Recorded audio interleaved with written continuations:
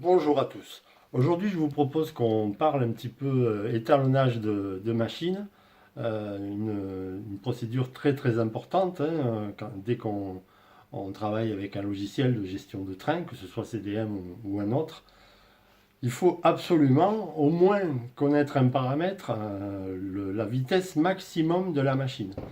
Et donc c'est un montage qui va permettre de en fait prendre la vitesse d'une machine euh, en, en temps réel et remis à l'échelle HO, puisque moi je travaille en HO, mais on pourrait transformer ça pour du N ou autre chose, ce qu'on veut. Alors pourquoi c'est absolument essentiel? Parce que ça on pourrait croire que c'est un gadget, mais c'est pas si gadget que ça.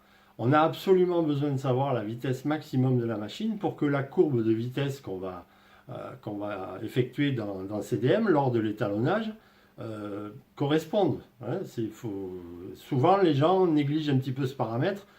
Alors, le paramètre en question, il est par défaut, il est à 120 km/h, mais je vous garantis qu'il y a des machines qui roulent bien plus vite à fond que 120 km/h. Une fois, toujours pareil, remis à l'échelle.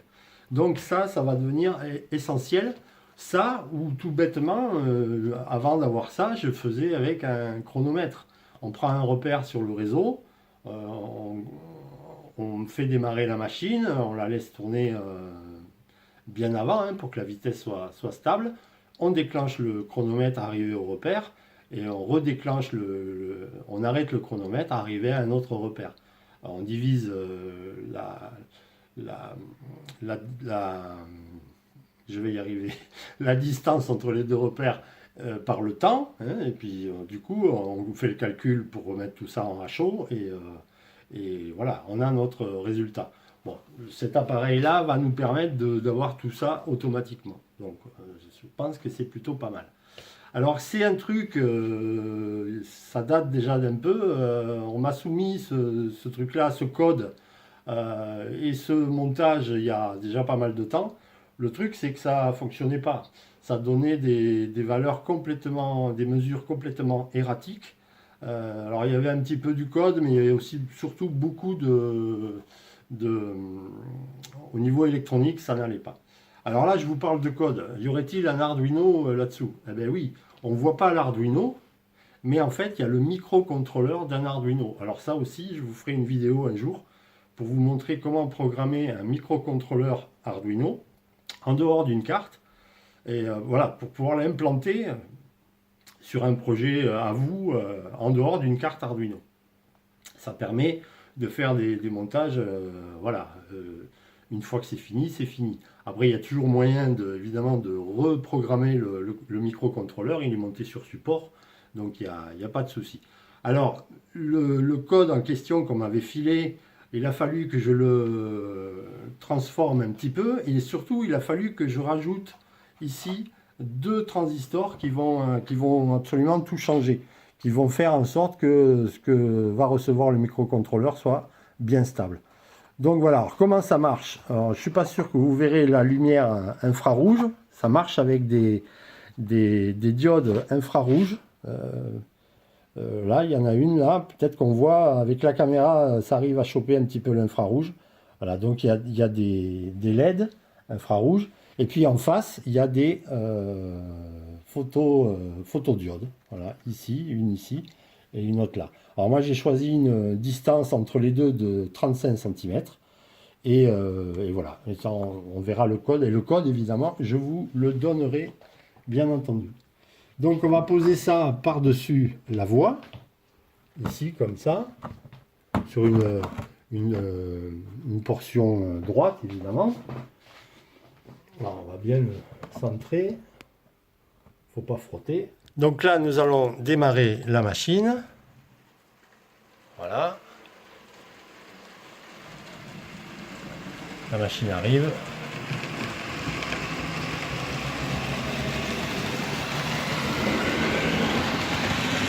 Et on est à 91,5 km/h.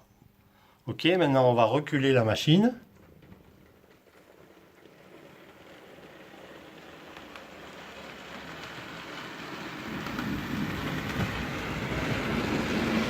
Et là, on est à 63,56. Alors là, ça nous met moins 53,56 parce qu'on roule dans l'autre sens. On va revenir maintenant en marche avant, mais à vitesse très réduite. Voilà. Genre comme ça, pour voir. Alors excusez-moi, c'est pas facile à filmer. Là, on est vraiment très réduit. Je vais accélérer un tout petit peu peut-être. Voilà. Là, la machine arrive.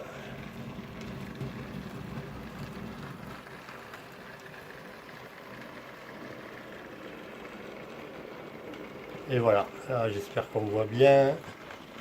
Moi, personnellement, je ne vois pas. Je crois que c'est 25,40 km/h. Donc voilà le fonctionnement de cet outil qui peut paraître comme ça à première vue un peu gadget, mais qui n'est pas du tout.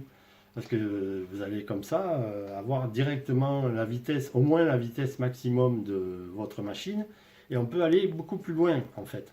En fait, si vous avez un grand réseau comme moi ici, l'étalonnage d'une machine, ça peut prendre, moi ici ça prend 3/4 d'heure bien tassé quoi.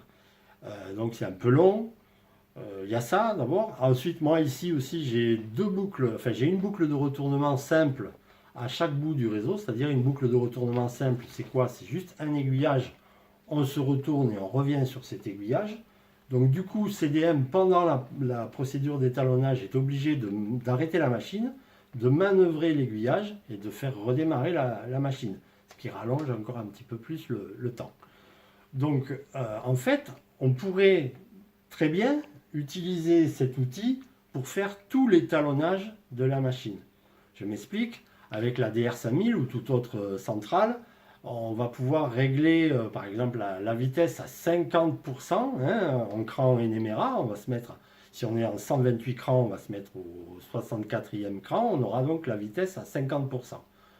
On fait rouler notre machine à cette vitesse-là, on mesure sa vitesse, on le note, pas de souci. On fait ça pour 25%, on fait ça pour 75%. Et ensuite, dans CDM, on peut très bien éditer la courbe de vitesse à la main, soi-même. Donc, on va pouvoir, comme ça, tracer en fait nous-mêmes la courbe de vitesse. Et on n'a pas fait du tout la procédure d'étalonnage. Et pourtant, on est super bien étalonné. Voilà. Donc, c'est vraiment pas, c'est pas un gadget du tout. On peut faire ça avec un chronomètre tout bête. On prend des repères et on chronomètre. On fait le calcul, voilà, mais il faut faire le calcul. Là, le calcul est fait directement. Donc, on a vu que enfin, j'ai fait une démonstration assez courte, mais croyez-moi sur parole, ça fonctionne vraiment très bien. Grâce à ces deux transistors qui nous permettent d'avoir un état bien stable, voilà. Parce qu'au départ, ce machin-là, avec le code de base et le schéma de base, au lieu d'avoir le nombre de km/h, on se retrouvait, c'était marqué INF km/h. Alors INF en Arduino, ça veut dire qu'on a fait une tentative de division par zéro. Et la division par zéro en mathématiques, elle était interdite. Alors pourquoi elle est interdite? Parce qu'en fait le résultat est totalement indéfini. Donc voilà. Et donc du coup, quand j'ai vu ça, je me suis dit, mais ça veut dire qu'en fait le delta, entre le temps entre ici et là, ben c'est zéro. Voilà, s'il cherche à diviser par zéro, c'est que ça et ça se déclenche en même temps. Donc du coup, ça voulait dire que les entrées n'étaient pas stables. À la base, les entrées étaient déclenchées par un état bas. Moi, on va le voir après quand je vais vous parler du schéma, le fait d'avoir mis les transistors, maintenant, les entrées sont déclenchées par un état haut. Voilà. Donc j'ai fait ça, j'ai corrigé donc le code aussi en fonction de ces modifications. Et là maintenant ça fonctionne super bien. La preuve c'est que je m'en sers déjà depuis un bon moment. Donc voilà, parce que j'attends toujours qu'un truc fonctionne bien avant de vous en parler quand même. Des fois qu'il y aurait encore un os dans le potage. Voilà. Donc un dernier petit mot, parce qu'il y a quelqu'un qui m'a contacté là, la semaine dernière, je crois que c'était, qui s'étonne parce que ce monsieur a une Z21, il cherche à utiliser CDM et je lui ai dit avec la Z21 ça sera très compliqué parce que des interfaces on n'en trouve quasi plus. La Z21 n'est pas pourvue d'un bus filaire, d'un bus USB. On ne peut donc pas la connecter à CDM, voilà, tout simplement. Alors il me dit, ouais, mais quand même, on le voit sur vos vidéos, vous utilisez une Multimos. Ouais, ouais, ben oui, j'utilise une Multimos, mais avec une DR5000. C'est pas parce que j'ai une DR5000 que je ne peux pas brancher dessus une Multimos, puisque j'utilise juste le bus Expressnet. C'est-à-dire que sur n'importe quelle centrale Expressnet, je vais pouvoir utiliser ça. Ça aussi, je pense que c'est quand même un peu indispensable. Voilà, avoir au moins une manette. Alors je pourrais utiliser aussi une manette Lens, tout simplement. On peut, voilà, tout ce qui est au protocole Expressnet, eh bien, on peut brancher des accessoires Expressnet dessus, tout simplement. Ça, c'était une petite aparté qui n'a rien à voir, mais voilà, donc c'est comme ça. Donc maintenant, je vous propose qu'on parle un petit peu du schéma, qui est très simple, il n'y a pas de souci.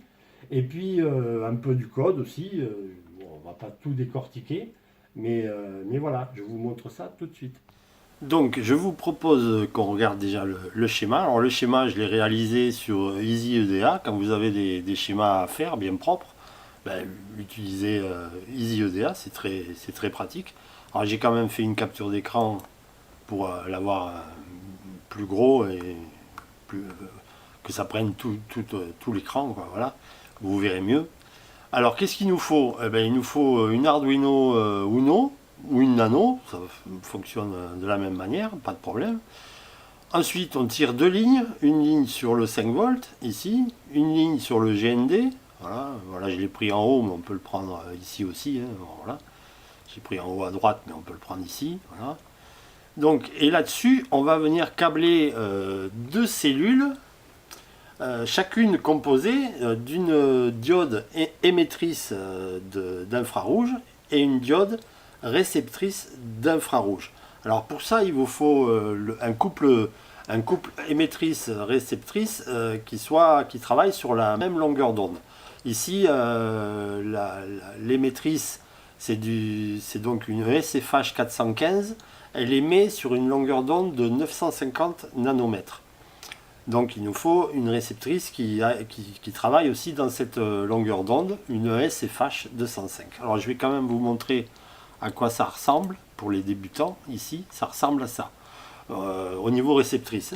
Bon, les diodes émettrices, c'est une LED toute bête, sauf qu'elle est noire, quoi, mais il n'y a pas d'ambiguïté.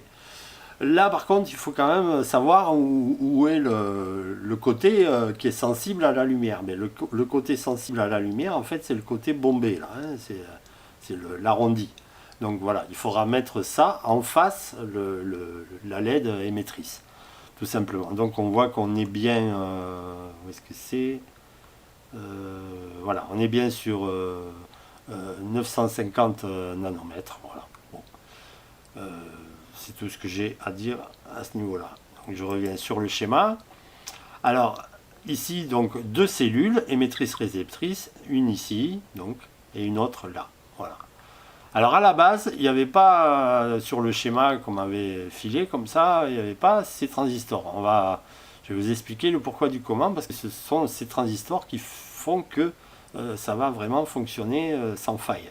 Alors j'ai utilisé des BC547, mais n'importe quel NPN petit signaux fera l'affaire, mais moi le BC547 c'est mon NPN fétiche, on va dire. Donc voilà. Donc il faut juste alimenter les diodes émettrices, les deux.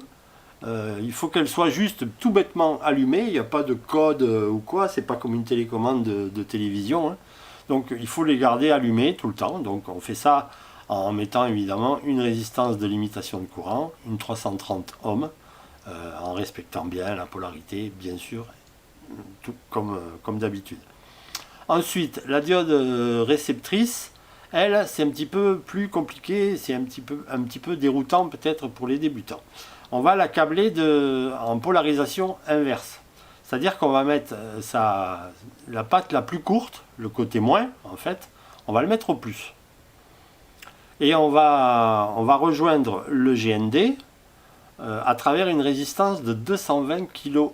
J'ai bien dit une résistance de 220 kΩ.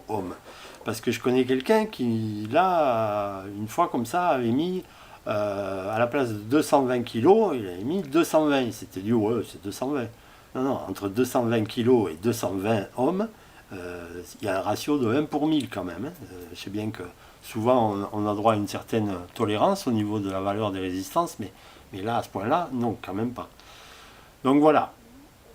Qu'est-ce qui va se passer en fait quand la diode réceptrice va recevoir la lumière? Ben, du coup, par effet d'avalanche, on appelle ça l'effet d'avalanche, il va passer ici un très faible courant, mais vraiment très faible courant. On parle ici de 25 microampères, hein, 25 millionièmes d'ampères, c'est tout petit, tout petit. Et le schéma d'origine préconisait de tirer, d'alimenter l'entrée de l'Arduino ici, l'entrée analogique à 2 par exemple, hein, directement ici. Et là, ça ne fonctionne pas. Si vous faites ça, faites-le par curiosité, vous allez voir que c'est complètement erratique. Parfois, ça semble marcher. Et puis, vous n'aurez jamais deux fois les mêmes vitesses affichées, alors que pourtant, vous faites rouler la machine à la même vitesse. Vraiment, vous aurez des résultats. Enfin, bref, c'est inutilisable. Alors, c'est pour ça que moi, ici, j'ai rajouté ce transistor. Alors ce transistor, il va faire quoi? Il va me donner deux états bien stables, soit un état bas, soit un état haut, bien stable. Alors qu'est-ce qui va se passer? Ici, quand la diode réceptrice reçoit la lumière, il passe un faible courant. Ce faible courant, j'en prends un peu sur la base de ce BC547, qui du coup, il n'y a même pas de résistance de base, hein, bon, direct. Du coup, il commute. Il commute quoi? Il commute la masse ici. C'est comme si quand ça commute ici, c'est comme si j'avais un simple fil quelque part. Du coup, je me retrouve ici sur A2, je me retrouve avec la masse, un état bas donc. Et puis quand une machine vient couper le faisceau infrarouge, eh ben, du coup le petit courant disparaît, lui il ne commute plus, et du coup qu'est-ce qui se retrouve sur A2? Il se retrouve du 5 volts à travers la résistance de 2,2 kg ici, tout simplement. Du coup, en fonction si la diode réceptrice est éclairée ou non, j'ai vraiment deux états bien déterminés, bien stables, pas de problème. Voilà. Donc j'ai fait ça donc deux fois, il nous faut deux cellules, c'est deux fois le même schéma, voilà. C'est tout ce qu'il y a à dire. Alors évidemment, le fait de faire ça, ça m'inverse l'information. Hein, parce qu'en fait, c'est ici, quand j'ai du courant, que je me retrouve ici à 0, à l'état bas, et ici, quand j'ai pas de courant, je me retrouve à l'état haut. Ça m'inverse. Et ça, on l'avait vu dans la vidéo que j'avais faite sur les transistors en commutation. D'accord? On avait vu qu'on pouvait inverser une information, voilà, tout simplement. Ensuite, qu'est-ce qu'il faut raconter? Il faut câbler le petit écran OLED. Alors faites attention, même deux écrans qui semblent vraiment identiques, parfois le brochage est différent. Faites bien attention, c'est écrit dessus SDA, SCL, VCC, GND. C'est très très important de brancher les fils au bon endroit. Hein. Donc le SDA est câblé sur A4, le SCL est câblé sur A5. Voilà. Ça c'est stipulé aussi dans le code que je vais vous donner. Donc après on branche le VCC et le GND bien sûr, hein, le plus donc et le 0 volt. Voilà, c'est tout ce qu'il y a à dire au niveau du schéma. Il ne reste plus qu'à alimenter l'Arduino par la méthode que vous voulez et il n'y a pas de problème là, ça va fonctionner impeccablement bien. Donc maintenant on va parler du code. Là il y a beaucoup à dire parce que du coup vu que là ici j'ai inversé l'information, mais il a fallu aussi que j'inverse dans le code. J'ai fait quelques petites transformations, des simplifications aussi. Voilà, donc je vais vous parler de tout ça, et, histoire que vous ayez tous les outils, toutes les armes pour pouvoir mener à bien cette réalisation. Alors, avant d'entrer dans le code, je voudrais faire une petite clarification. J'ai lu il y a quelque temps sur un groupe Facebook, j'ai oublié le groupe en question, et j'ai même oublié l'auteur du commentaire. J'ai lu voilà, que je faisais exprès de mettre des erreurs dans les codes que je vous file. Voilà.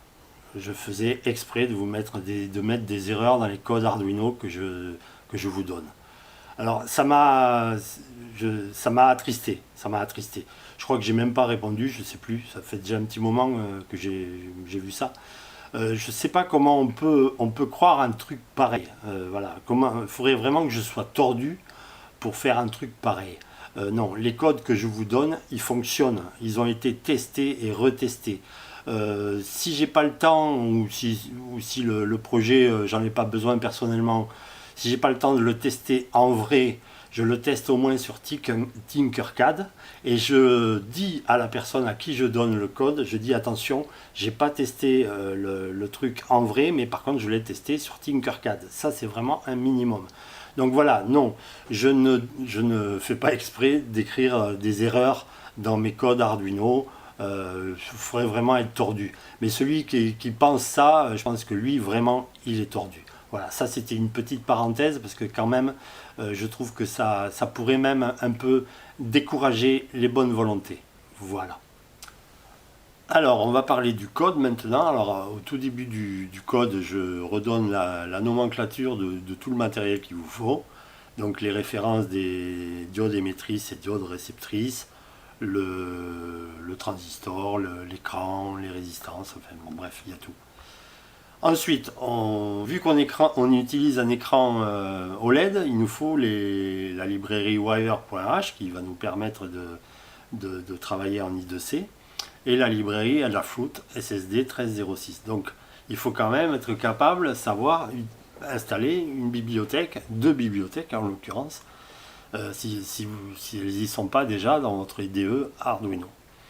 Ensuite, il faut stipuler évidemment la taille de l'écran. Alors c'est un 128-32, bon, donc c'est là que ça se passe. Après ici tout ça, je ne vais pas redécortiquer, j'ai déjà fait. Ça concerne donc l'utilisation d'un écran OLED. Ici juste cette ligne qui spécifie l'adresse de l'écran. Alors moi pour le moment j'ai eu affaire qu'à des 3C, hein, l'adresse 3C, mais ça pourrait être, selon l'écran que vous allez mettre, ça pourrait être un 3D. Alors vous pouvez aussi, si vous avez que un 128-64, vous pouvez l'utiliser. Juste ici vous allez mettre 64 à la place de 32. Et là, peut-être, il faudra passer l'adresse en 0,3D. Voilà. Et puis, peut-être, il faudra revoir un petit peu la mise en page dans l'écran. Mais bon, c'est faisable. Ça aussi, c'est une ligne absolument obligatoire pour utiliser un écran OLED. Et voilà. C'est tout ce qu'il y a à dire. Alors, je ne vais pas tout décortiquer. Là, on l'a déjà vu plein de fois. Donc après, deux variables IR1 et IR2 qui correspondent donc au collecteur de T1 et au collecteur de T2 sur l'entrée analogique A2 et A3 respectivement. Donc voilà. Ensuite, deux variables booléennes que j'initialise à faux. Une variable qui s'appelle detect1 et detect2. Voilà. Ça va mettre en mémoire l'état dans lequel a été hein, le capteur. Voilà. Ensuite, une variable start déclarée en longue parce qu'il faut stocker milice quand même. Stop aussi, qui stockera milice aussi, mais à un autre temps. Ensuite, une variable que j'ai appelée delta, c'est la différence de temps entre le start, entre la première détection et la deuxième, en millisecondes. La vitesse en virgule flottante, V.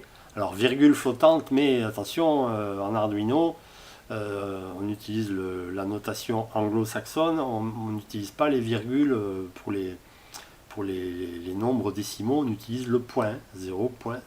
Voilà. Une autre variable en virgule flottante, le temps de passage, en secondes, là ce sera les kilomètres heure, voilà, et les kilomètres heure en HO, on fera la conversion. Dans le setup, au cas où votre écran ne serait pas à la bonne adresse, eh bien, il suffira, si ça ne s'allume pas ou s'il y a un problème, il suffira d'enclencher le moniteur série à la vitesse de 9600 bauds et ça vous dira peut-être allocation failed. Ça voudra dire que l'adresse de l'écran n'est pas la bonne. Voilà, il faudra peut-être passer en 3D ou se renseigner exactement comment on fait. Sur certains écrans, mais je crois que c'est plutôt pour les 128.64, on peut changer l'adresse en déplaçant une résistance derrière l'écran, en dessoudant et en ressoudant. Voilà. Donc voilà, j'ai gardé ça, c'est un peu inutile, mais je l'ai gardé au cas où pour débugger le truc si ça venait si vous n'aviez rien sur l'écran, ça peut être utile. Donc ensuite le setup, on continue le setup. Pin mode, on met A2 et A3 en entrée. A4 et A5 on n'a pas besoin. Pourquoi? Parce que c'est la bibliothèque wire.h qui s'en occupe de ça, donc on n'a pas besoin de s'en occuper. Le SDA et le SCL au niveau de l'I2C. Ensuite on efface l'écran, on choisit une taille de caractère, on choisit la couleur, on positionne le curseur, et puis on écrit en attente d'un train. Vous pouvez changer ça, vous pouvez mettre prêt ou n'importe. Puis on n'oublie pas display.display pour vraiment afficher, activer l'écran. Voilà. Là on va rentrer dans le loop, donc on se rappelle que Detect 1 et Detect 2 au départ sont fausses, sont déclarées fausses. Donc là on va mesurer la tension en analogique sur A2, IR1 correspond à A2. On va faire pareil pour A3, voilà, tout simplement. Et puis si par exemple A2, la valeur de IR1 dépasse 512, donc je rappelle que ça c'est codé sur 10 bits, donc dépasse donc de 0 à 1023, donc si on est un peu plus que le milieu, on va dépasser 512, donc on va être plutôt sur un niveau haut, et que la Detect 1 est fausse, bon ok, ben on peut commencer Start. Start va prendre la valeur de milli, c'est-à-dire qu'on va regarder l'heure qu'il est, on note ça dans Start, voilà, on regarde l'heure qu'il est et on met le résultat dans Start. Et puis si vraiment on a eu ça, c'est-à-dire que si ça a été supérieur à 512, là, ça veut dire que le train est passé devant le capteur. Donc en fait, Detect 1, maintenant on peut dire que on peut la passer à vrai, true. Voilà, très bien. Et puis au premier, là ça va boucler plusieurs fois avant que le train arrive au deuxième capteur en fait. Donc on continue le loop, mais il ne se passe rien d'autre puisque on ne va pas rentrer dans les if, les autres conditions ne sont pas remplies. Donc on remonte ici, et puis peut-être qu'enfin notre train va arriver au capteur numéro 2. Et là, si le capteur numéro 2, la valeur qu'on lit sur l'entrée, donc maintenant A3, est supérieure à 512 et que la Detect 2 est toujours fausse, au début elles sont fausses, ce sont des variables globales, donc maintenant on dit stop et on va stocker la valeur de millis dans stop. Voilà. Et maintenant on peut dire, si ça c'est arrivé, on peut dire que Detect 2 est vrai maintenant. Et si les Detect 1 et Detect 2 sont toutes les deux vraies, on peut commencer le calcul, tout simplement. Donc le calcul c'est facile, il faut faire le delta donc, entre la valeur de fin moins la valeur donc, de départ, en millisecondes, tout simplement. Donc ça c'est le temps qui s'est écoulé entre le premier capteur et le second, très bien, en millisecondes. Maintenant le temps de passage, on va le transformer en secondes. Le temps de passage va prendre la valeur de delta divisé par 1000 pour l'avoir en secondes, voilà, tout simplement. Donc voilà, on passe d'un résultat à l'autre, on se sert du résultat précédent pour pouvoir calculer la suite. Là pareil, alors V, la vitesse, la vitesse c'est, on le sait, la formule de la vitesse elle est simple, c'est la distance divisée par le temps. Donc là on va être en mètres. Donc là, moi j'ai choisi une distance entre les deux capteurs de 35 cm. Donc en mètres, ça donne 0,35. Voilà, toujours le point pour les décimaux. Voilà, divisé par le temps de passage en secondes. Donc ça va me donner des mètres par seconde. Très bien. Maintenant, il faut convertir tout ça de mètres par seconde à kilomètres/heure. Donc en fait, il y a 3600 secondes dans une heure. Vu qu'on cherche à transformer aussi les mètres en kilomètres, en fait il suffit de multiplier par 3,6. C'est aussi bête que ça. Voilà. Ensuite, en HO, on va faire la conversion. On va passer de km/h à km/h, mais en HO. On va ajuster à l'échelle. Donc on va multiplier le résultat qu'on a par 87 si on est en HO, ou par 160 si on est en N, ou par autre chose si on est encore sur une échelle différente. Voilà. Ensuite, on efface l'écran, on choisit une taille de caractère un petit peu plus grosse, la couleur avec laquelle on va écrire, on positionne les curseurs, alors moi j'ai fait comme ça, voilà. On n'oublie pas display.display pour activer l'écran, un petit delay de 8 secondes, comme ça le résultat est affiché pendant 8 secondes et puis ça va revenir en attente d'un train, voilà. On n'oublie évidemment pas de remettre détecte 1 et détecte 2 fausses, voilà. On efface à nouveau l'écran, une taille de texte un peu plus petite, et puis on remet en attente d'un train et on remonte pour une deuxième mesure. Voilà, tout simplement. Donc c'est accessible, c'est accessible aux débutants, à condition de savoir bien installer les bibliothèques, à condition de quand même faire attention au cas où vous n'auriez vraiment pas de chance à l'adresse de l'écran. Sinon je vois pas trop ce qui peut vous arriver, mais enfin il peut toujours arriver des petits trucs. Voilà, essayez quand même de vous renseigner avant. Là j'ai pas tout décortiqué parce que j'ai fait pas mal de vidéos sur l'Arduino. Si ça vous intéresse réellement, vous ferez l'effort de regarder les vidéos, surtout dans l'ordre, en partant du début et en augmentant comme ça. Et il n'y a rien de sorcier, il n'y a vraiment rien de sorcier. Donc voilà, normalement, dès le téléversement, ça fonctionne sans problème, et ça fonctionnera très très bien. Voilà ce que j'avais à vous dire sur ce petit montage qui peut vraiment être très très très utile. Et voilà, alors je vais publier ce code sur le groupe Facebook, Solutions électroniques pour le train digital. Si vous ne faites pas partie du groupe, étant donné que c'est un groupe privé, je le redis, envoyez-moi un message sur Messenger et on vous fera rentrer dans le groupe, ou même je vous passerai le code comme ça.